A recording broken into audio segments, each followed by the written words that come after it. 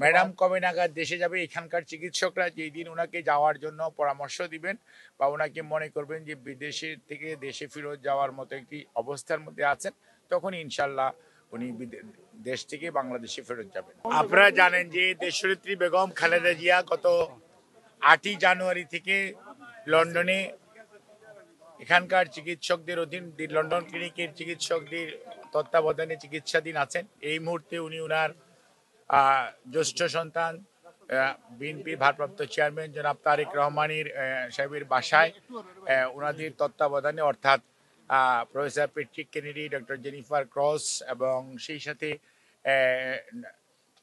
Doctor Barrett ওনাদের তত্ত্বাবধানে চিকিৎসাধীন আছেন এবং ওনার চিকিৎসা ওনার বাসায় থেকেই হচ্ছে এবং বিভিন্ন পরীক্ষা নিরীক্ষা যেগুলো করা দরকার মাঝে মাঝে করা হচ্ছে এবং ওনারা ওনাকে বাসায় গিয়ে দেখে আসছেন। উনি ওনার শারীরিক অবস্থা এই মুহূর্তে স্থিতিশীল এবং আপনারা ওনার সুস্থতার জন্য দোয়া করবেন এবং ওনার পুত্রবধূ ডক্টর জুবাইদা রহমান এবং ডক্টর সৈয়দা শামেলা রহমান সহ ওনার 3 নাতনি আছেন, ব্যারিস্টার জাইমা এবং জাফিয়া এবং জাহিয়া রহমান।